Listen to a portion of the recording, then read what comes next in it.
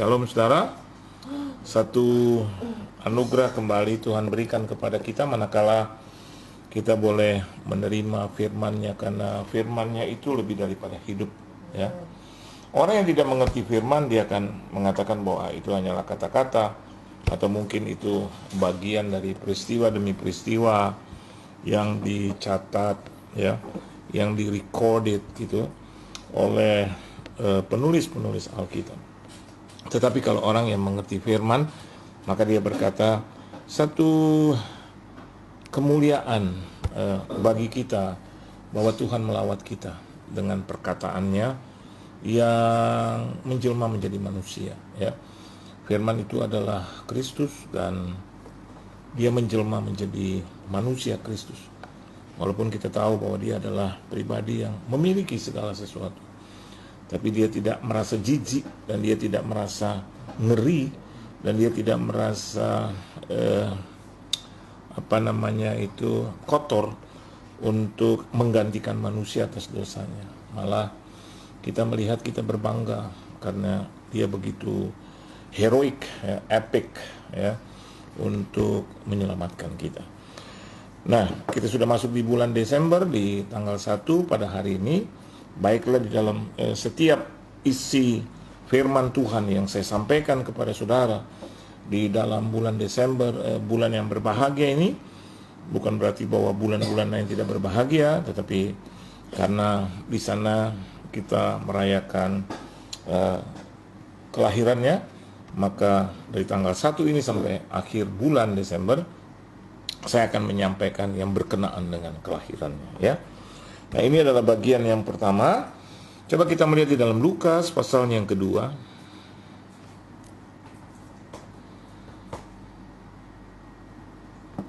Ayatnya yang ke-15 sampai dengan ayat yang ke-20. Saya akan bacakan untuk saudara, dan kalau saudara mau terlibat, saudara juga bisa bersama-sama dengan saya untuk membacanya. Lukas pasal yang kedua ayat yang ke-15. Kita akan baca bersama-sama. 1, 2, dan 3. Setelah malaikat-malaikat itu meninggalkan mereka dan kembali ke sorga, gembala-gembala itu berkata seorang kepada yang lain, "Marilah kita pergi ke Betlehem untuk melihat apa yang terjadi di sana, seperti yang diberitahukan Tuhan kepada kita." Lalu mereka cepat-cepat berangkat dan menjumpai Maria dan Yusuf dan bayi itu yang sedang berbaring di dalam palungan. Dan ketika mereka melihatnya, mereka memberitahukan apa yang telah dikatakan kepada mereka tentang anak itu. Dan semua orang yang mendengarnya heran tentang apa yang dikatakan gembala-gembala itu kepada mereka. Tetapi Maria menyimpan segala perkara itu di dalam hatinya dan merenungkannya. Maka kembalilah gembala-gembala itu sambil memuji dan memuliakan Allah, karena segala sesuatu yang mereka dengar dan mereka lihat semuanya sesuai dengan apa yang telah dikatakan kepada mereka. Amin. Saudara, nah, tokoh kita pada malam hari ini adalah Maria, saudara. Dan Alkitab mencatat di ayat yang ke-19 bahwa, atau bahkan, tetapi Maria menyimpan segala perkara itu di dalam hatinya dan merenungkannya. Apakah dia berbeda dengan orang lain yang dikatakan di ayat yang ke-18? Tidak, saudara, ya.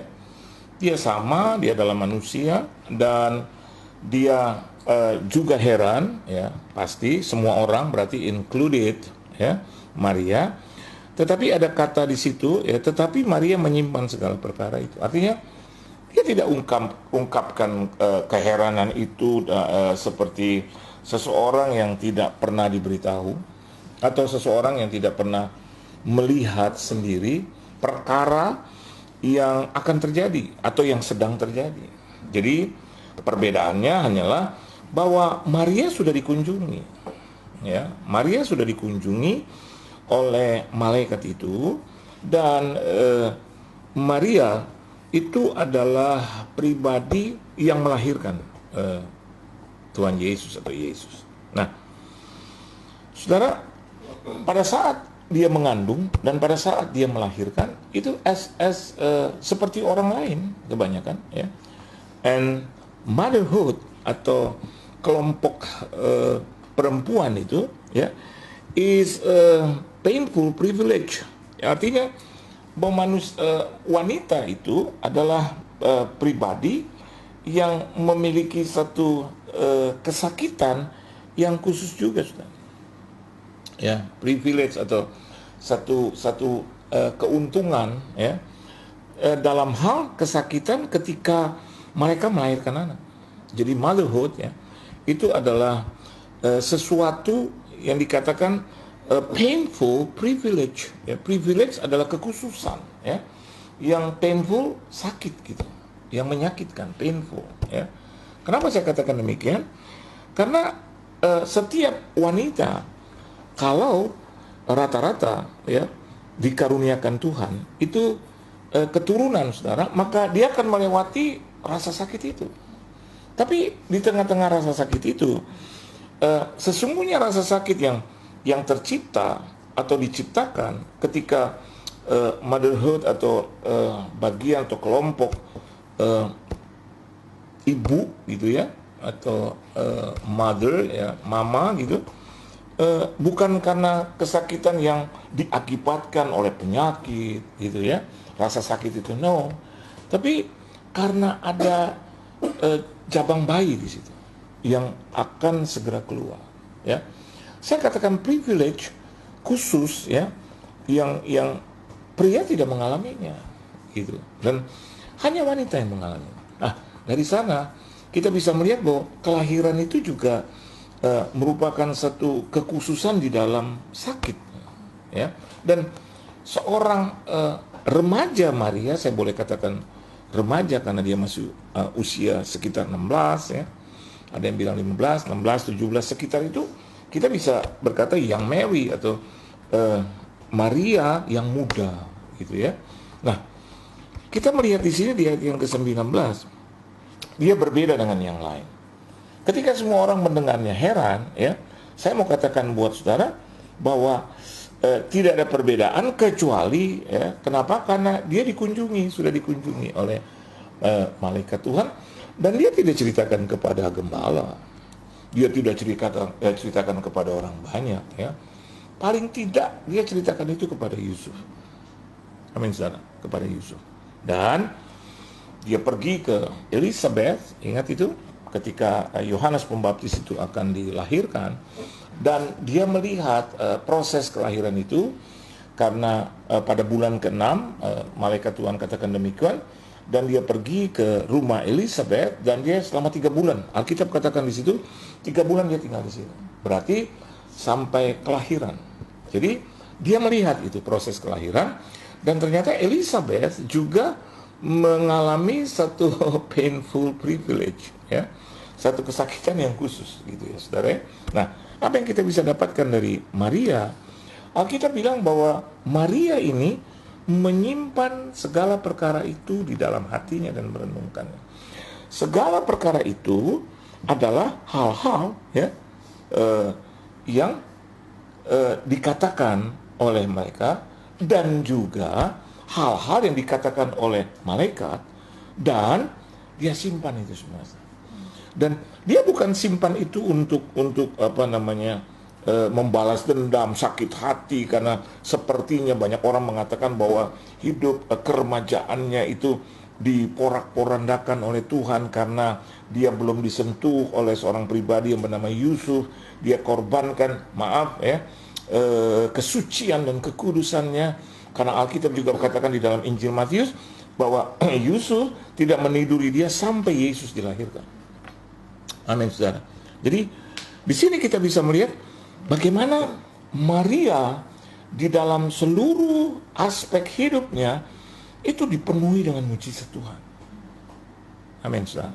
Nah, berkatnya bagi saya dan Anda adalah janganlah kita hanya menjadi orang-orang yang hanya heran ketika mendengar orang lain berkata-kata dan menceritakan tentang kejadian atau peristiwa Tuhan di dalam hidupnya, tetapi lebih daripada itu menjadi orang-orang yang menyimpan mujizat itu di dalam hati, di tempatmu yang paling mulia, merenungkan itu firman dan bahkan melakukannya.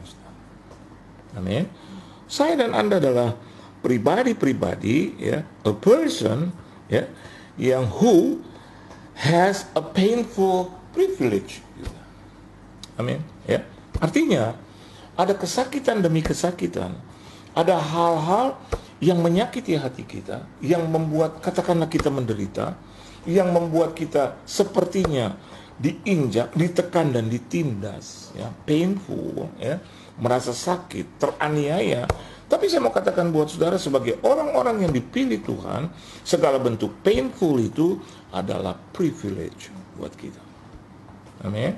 Kenapa? Karena kita adalah orang-orang yang khusus. Amin. Ya. Such a privileged person. Pribadi-pribadi yang khusus di hadapan Tuhan. Anda tahu siapa Maria? Maria adalah pribadi yang khusus di hadapan Tuhan. And who is she? Yang pertama, she is the mother of Jesus, the Messiah. The mother of Jesus, the Messiah. And who are we now? Siapa kita sekarang? We are the children of Jesus, the Messiah. Amin, saudara. Dengan mungkin sebutan yang berbeda, the mother and the children, tetapi memiliki satu privilege, satu kekhususan. Amin. We are not a person or the children of the devil, tapi we are the children of Jesus, the Messiah. Siapa itu Messiah? Dia adalah penyelamat. Jadi saya dan Anda adalah pribadi-pribadi yang menjadi anak-anak daripada penebus itu, penyelamat itu. Kalau begitu, hidup saya dan Anda ada di dalamnya DNA yang harus juga menjadi penyelamat bagi orang lain. Amin, saudara. Menjadi penyelamat, bukan menjadi orang yang berhuru hara, bukan orang yang suka berdebat, bukan orang yang cari gara-gara, bukan orang yang cari masalah, cari persoalan. Tapi kita adalah pribadi-pribadi yang privilege, dengan tugas yang privilege, yaitu selalu mau menyelamatkan siapapun yang ada di dekat kita, ataupun yang bergaul dengan kita, dan yang mengenal kita. Why? Kenapa harus demikian? Because, kembali lagi, kita adalah anak-anak daripada Jesus. Kita adalah anak-anak dari penyelamat, penebus, juru selamat itu. Jadi kalau dia adalah seorang anak, dia ada bapaknya adalah pengusaha, maka dia layak disebut anak dari pengusaha. Kalau bapaknya itu presiden, entah itu presiden Republik Indonesia, presiden director, bahkan di full gospel ada presiden chapter, maka kita akan sebut, oh dia anaknya presiden Republik Indonesia, presiden director dari PT bla bla bla. Oh dia adalah anak dari presiden chapter dari businessman itu, fellowship. Nah, kita disebut apa? Kita disebut adalah anak-anak daripada penyelamat. Kalau begitu, karena kita sudah mendapatkan julukan itu, maka DNA kita itu harus cepat berjalan. Kita harus menjadi orang-orang yang selalu bisa tersentuh melihat orang-orang yang sesat. Orang lain katakan dia sesat, jangan juga kita masuk di dalam situ dan kita memang dasar sesat, emang dasar dia pendosa, emang dasar dia goblok, dia tolol. So, kita anak siapa dong? Sudah dikatakan bahwa Maria itu adalah pribadi yang dipilih sedemikian rupa. Saya yakin dan percaya, seberapapun kita yang dipanggil, dipilih untuk menjadi anak-anaknya, diangkat menjadi anak-anaknya, adalah pribadi juga yang memiliki karakter yang sama dengan dia, saudara. Because he is our father. Karena dia adalah Bapa kita.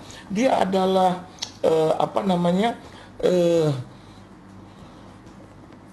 orang yang atau pribadi yang menurunkan saya dan Anda. Saya dan Anda berasal dari keturunannya. Yesus sendiri kita bisa melihat silsilahnya. Saya pun dan Anda juga harus memiliki silsilah itu. Kita adalah orang yang telah ditebus, diselamatkan oleh Tuhan. Jadi anak-anak kita bukan disebut lagi anak-anak cemar, tapi anak-anak keturunan daripada anak-anak Tuhan Yesus. Anak-anak juru selamat. Jadi kalau Bapak kita adalah penyelamat itu, maka saya dan Anda juga harus terlihat menjadi penyelamat in any condition. Conditional. dalam setiap aspek kondisi. Karena Natal ini berhubungan pertama dengan situasi dan kondisi. Dan saya mau katakan buat saudara bahwa Tuhan tidak terpengaruh dengan situasi dan kondisi. Dia mampu juga membuat situasi dan kondisi yang menurut hemat kita tidak bisa terselamatkan, karena dia datang, dia adalah juru selamat, dia mampu menyelamatkan itu. Dan kita tidak bisa berhenti di situ hanya cerita Natal, tapi cerita atau peristiwa Natal ini yang kedua. Setelah situasi dan kondisi, ini ada peristiwa. Dan peristiwa Natal itu harus membuat satu perubahan yang besar. Karena peristiwa Natal itu bukan sesuatu yang sifatnya kecil, bukan peristiwa yang biasa, tabrak lari, terus mentok tembok gitu, terus apalagi sih lari terus terkilir. Saya mau katakan buat saudara, Natal itu peristiwa besar. Natal itu awal penyelamatan. Dan saya tidak ada di dalam posisi mana yang lebih besar. Apakah itu Natal, apakah itu Jumat Agung, apa itu kematian Yesus, terus menjadi dikuburnya Yesus, bangkitnya Yesus, terus Yesus naik ke sorga. Saya mau katakan buat saudara, saya bukan ada dalam posisi itu, tapi saya terima satu pengakuan bahwa saya adalah anak dari Dia. Dan ini jauh lebih penting daripada kita memperdebatkan tentang Natal, tanggal berapa itu Natal, bulan apa itu Natal. Natal itu terjadi di bulan musim dingin, dia mau musim panas, dia mau musim dingin. Anak nggak pusing soal itu, saudara. Kita adalah anak-anaknya, kita nggak pusing. Kecuali nanti kita berjumpa dengan ayah kita, bapak kita yang di sorga, dan dia menyatakan peristiwa Natal itu terjadi pada bulan bla bla. Oh, gitu loh. Tapi kalau hari ini saya berdebat, ada dalam perdebatan, oh itu penting, silakan. Kalau bagi engkau itu penting, saya hormati itu. Tapi bagi hidup saya yang terpenting adalah menerima Dia sebagai juru selamat, dan saya sudah diangkat menjadi anak-anaknya yang khusus. Itu karena hidup ini berat, saudara. Benar. Apalagi hari-hari ini Anda melihat, ya maaf, saya baca bahkan Presiden katakan bahwa sudah semakin memburuk, ya. Dan kita melihat di kota kita, pemimpin kota kita, wakil pemimpin kota kita kena COVID, saudara, ya. Saya baca di berita. Dan ada banyak juga, saya lihat juga meningkat. Saya mau katakan buat saudara, kenapa kita harus pusing lagi bicara tentang Natal itu tanggal harinya, tepatnya siang atau subuh, terserahlah. Dia mau subuh, so what? Ketika Anda tahu subuh, terus so what? Ketika Anda tahu siang hari bolong, so what? Mengapa Natal itu hari Jumat? Ya silakan rayakan aja hari Jumat. Ya, kalau tiba-tiba Natal itu ternyata jatuhnya tanggal 25 hari Sabtu, ya kau jangan rayakan, hari Jumat aja yang kau rayakan. Maksudnya kalau 25 Desember itu hari Jumat jatuhnya. No, kita bersyukur dengan itu. Jangan terlibat dalam perkara-perkara yang not privilege. Amin. Bukan yang khusus. Yesus adalah khusus bagi kita. Setuju, saudara? Dan kita adalah anak-anak khususnya. Setuju, saudara? Itu. Dan Natal adalah peristiwa yang khusus buat kita. Amin, saudara. 3 perkara itu saja itu bisa menghadirkan sesuatu yang yang kita nantikan, yaitu berkat yang khusus. Ada berkat yang biasa atau general, umum, ya. Anda tidak harus menjadi pengikut Kristus, Anda tidak harus ke gereja. Saya mau katakan buat saudara, matahari itu buat Anda dan buat semua orang. Oh, saya orang Kristen, jadi saya terima matahari. Coba tanya umat yang lain, dia bilang bodoh banget sih, aku juga terima, gitu loh, ya. Itu kan satu berkat yang umum, ya. Terus bulan juga kita bisa nikmati, hawa kita bisa nikmati, udara kita bisa nikmati. Tapi saya mau katakan bahwa sudah ada yang khusus. Bagaimana dengan penyelamatan? Khusus. Bagaimana dengan kehidupan yang kekal? Khusus. Amin. Supaya yang percaya kepada yang percaya, yang diangkat dan juga merasa menjadi anak-anaknya dan melakukan apa yang diperintahkan oleh juru selamat itu, kita mendapatkan hak privilege itu, sudah, ya. Kalau Anda pergi kemana-mana, ya, kadang-kadang di negara-negara lain dalam situasi seperti ini mereka mungkin tertutup, tapi ada orang-orang yang bisa masuk, tapi dengan cara yang khusus. Entah itu dia duta besar, ya bisa dengan cara itu, atau mungkin dia memiliki kartu yang khusus, ya, atau menjadi warga negara dari negeri itu. Dan saya mau katakan buat saudara, warga negara kita adalah sorga yang mulia. Amin. Dan kita diberikan juga berkat-berkat yang khusus. Ada berkat yang umum, general. Anda bekerja tiap bulan Anda dapat gaji. Betul? Terus dapat gaji, Anda dapat pesangon kalau Anda keluar. Pensiun, Anda dapat uang pensiun. Anda dapat bonus ketika akhir tahun, perusahaan itu mendapatkan keuntungan, ya. Anda mendapat tunjangan ya selama mungkin Anda sudah menikah, tunjangan istri, tunjangan anak, tunjangan sekolah. Tapi pertanyaannya adalah bagaimana berkat yang tiba-tiba, amin, berkat yang tiba-tiba, nggak ada angin, nggak ada hujan, gitu ya, nggak ada alasan tertentu, tapi alasan yang paling khusus. Nah ini khusus ketika Tuhan memberkati engkau dengan caranya yang ajaib. Yang tetap kita nggak bisa bilang, wah ya ini biasa, lu udah khusus kok. Yang lain-lain kita terima biasa, tapi ada berkat-berkat yang khusus. Ya, banyak dalam hidup saya ada berkat-berkat yang datangnya tiba-tiba. Menurut saya tiba-tiba, tetapi itu sudah dirancangkan oleh Tuhan sedemikian rupa. Dan sampai hari ini saya menikmati itu berkat-berkat yang umum, berkat-berkat yang khusus, mujizat-mujizat yang khusus yang sampai hari ini Tuhan masih mampu untuk menciptakannya. Amin, saudara.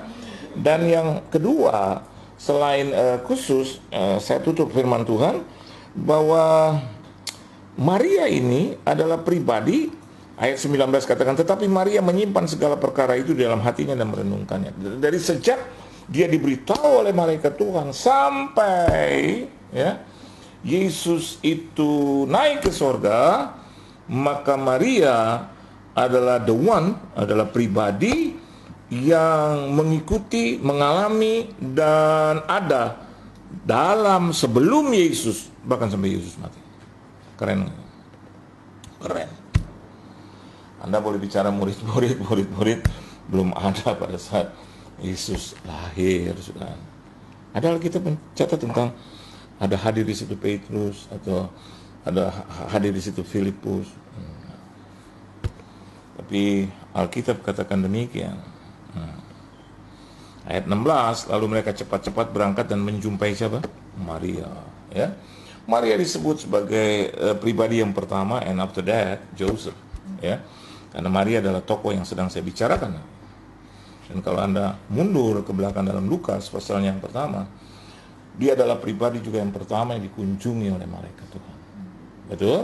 Berarti saya tidak salah untuk mengatakan bahwa she was the one, ya. Saya pakai kata past tense, she was the one. Dia adalah pribadi yang ada di dalam cerita Yesus, ada, exist sebelum Yesus dilahirkan, bahkan sudah dilahirkan, bahkan sampai mati di kayu salib, bahkan sampai dia bangkit, ya. Dia adalah salah satu yang boleh juga berkunjung, ya, di kubur itu, dan dia adalah pribadi juga yang mengikuti proses itu, ya. Ada banyak cerita, beberapa cerita, dan saya yakin dan percaya Alkitab juga menyatakan itu tentang bagaimana wanita-wanita datang ke kubur Yesus. Ya, kalau wanita-wanita datang, saya percaya bahwa ibunya pasti datang. Betul nggak? Iya dong, ya, pasti datang untuk melihat dan mungkin untuk membalur, ya, membersihkan kubur itu. Pasti waktu Yesus mati dia menangis luar biasa, dan dia tidak sabar untuk menunggu, dan dia juga pergi. Amin. Bahkan dia juga menyaksikan bagaimana Yesus mati. Ketika Yesus bilang kepada Yohanes, atau dia bilang kepada Maria, ini anakmu, mother and son, ini ibumu, ya. Bahkan waktu Yesus bangkit, ya, dia juga ada di situ. Wow. Apa yang saya mau beritahu kepada saudara sederhana, saya tutup kebenaran firman Tuhan. Hendaklah kita juga bisa mencontoh kehidupannya dalam suka dan duka. Dia selalu ada bersama dengan Yesus. Amin, ya. Selalu ada bersama. The one human who was with Jesus from birth to death. Artinya dari lahir sampai mati, ya. Dari lahir sampai mati. Wow. Jadi kadang kita hanya mengikuti Yesus pada saat Yesus lahir. Happy birthday to you. Kita bahagia banget itu, ya. Ada banyak orang-orang yang cuma datang dalam ketika teman saudaranya itu berulang tahun. Karena apa? Banyak makanan, ya. Terus happy, everybody happy. Halo, selamat ulang tahun ya. Merry, apa namanya? Happy birthday ya. God bless you, bla bla bla. Makan dulu sih. Kok makan dulu? Oh iya iya iya iya iya. Sambil biasa lah, foto-foto, selfie. Terus apa namanya itu untuk dibagi di apa namanya Instagram, gitu ya. Kan kalau di apa di orang mati masuk gitu ya, terus enggak. Bahkan kadang di peti mati juga orang mati kita gitu, ya, terus kasih muka sedih gitu ya. Pada saat orang diangkat menjadi pejabat, menjadi kepala, kita datang di situ di ucapan syukur. Ketika orang diberkati ya, dia mengadakan satu acara atau peresmian rumah baru, penuh datang. Ketika orang itu sedang dilanda hutang, nggak ada yang datang, ditelepon aja ditutup langsung.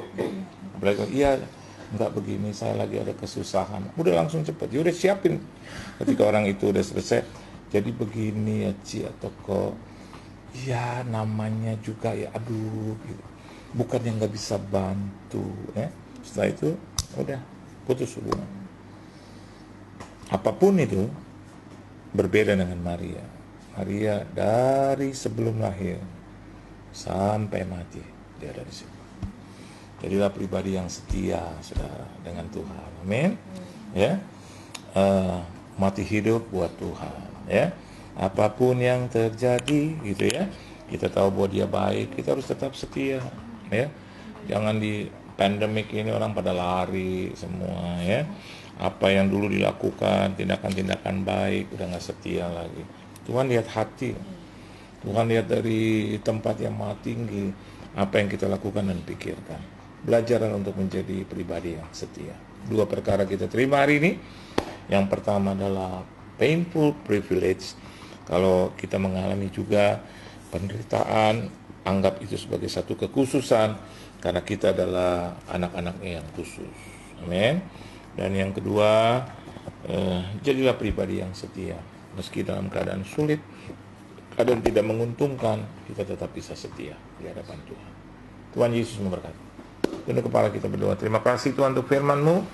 Jadikan kami anak-anak-Mu yang selalu bisa ada di dalam kemuliaan Tuhan. Dan biarkan kami tetap menjunjung tinggi arti keselamatan itu dengan baik. Engkau datang sebagai penyelamat kami. Dan kami adalah anak-anak-Mu yang telah diselamatkan. DNA kami adalah keselamatan. Kau yang menyelamatkan kami. Ajar kami untuk memperkenalkan Engkau kepada orang banyak, supaya mereka juga bisa diselamatkan. Dan yang kedua, ajar kami untuk menjadi pribadi-pribadi yang bukan hanya hebat pada saat kami diberkati, tapi kami tetap hebat, tidak berubah ketika kami ada di dalam penderitaan. Kami yakin dan percaya bahwa kemuliaan yang kami terima atau penderitaan yang kami terima di muka bumi jauh itu lebih rendah daripada kemuliaan yang kami dapatkan nanti.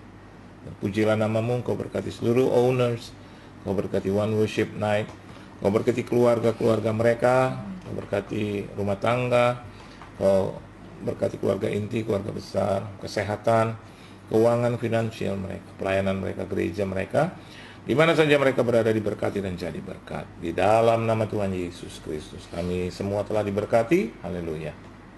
Amin.